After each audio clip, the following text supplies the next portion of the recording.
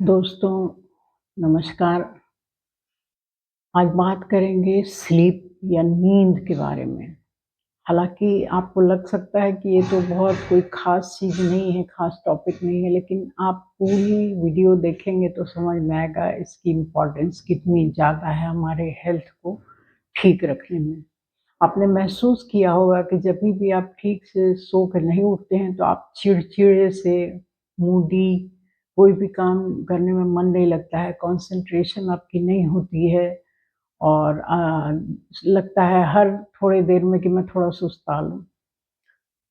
अच्छा, तो अब बात करते हैं कि ये जो स्लीप होती है, नींद, इसके 3 चरण होते हैं और आपको हैरानी होगी कि जब तक तीसरा चरण हमारे नींद का नहीं आता है, तब तक हमारा शरीर पूरी तरह से रिजुविनेट नहीं होता। अंदर की जो टूट-फूट है या मेंटेनेंस होती है शरीर की, वो नहीं हो पाती है। माइंड को पूरी एनर्जी नहीं मिलती है और फिर दूसरे दिन हम अगर ये ठीक से नहीं हुआ तो दूसरे दिन हम बहुत इरिटेटिंग फ़ील करते हैं स्ट्रेस शरीर से नहीं जाता है।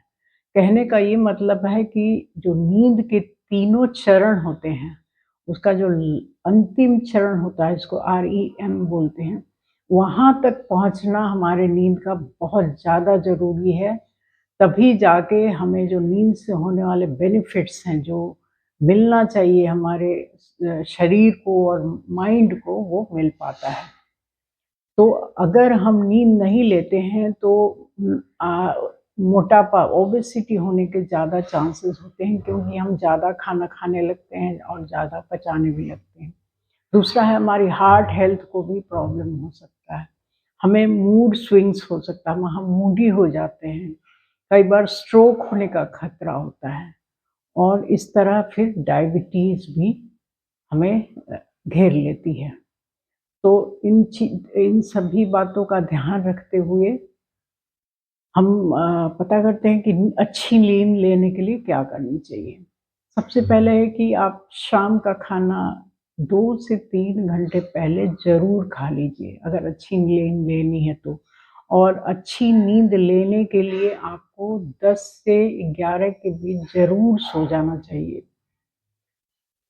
दूसरा ये है कि आप जो है अगर बहुत स्ट्रेस में हैं, बहुत तनाव है या किसी बात की उधेड़-बुन में हैं आप, तो इसको शांत करने के लिए आप नहा नहा लें। अगर गर्मियों का दिन है तो आप ज़रूर नहा लें और अगर आप ऐसा नहीं कर सकते तो ध्यान ज़रूर कर लें। जैसे सर्दियों में नहाना उतना ज़्यादा नहीं होता पॉसिबल, तो ध्यान कर लीजिए। ध्यान करते ही बहुत अच्छी नींद आती है या फिर ध्यान करने के बाद कोई भजन सुन लें आप, भगवान का कोई कीर्तन लगा लें तो नींद बहुत अच्छी आती है।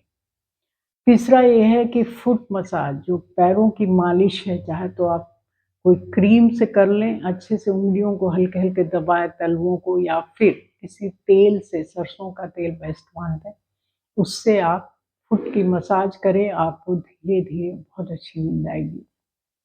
चौथा है कि जहाँ आप सोने जा रहे हैं, वहाँ किसी तरह का साउंड, लाइट, ये सब बिल्कुल नहीं होना चाहिए।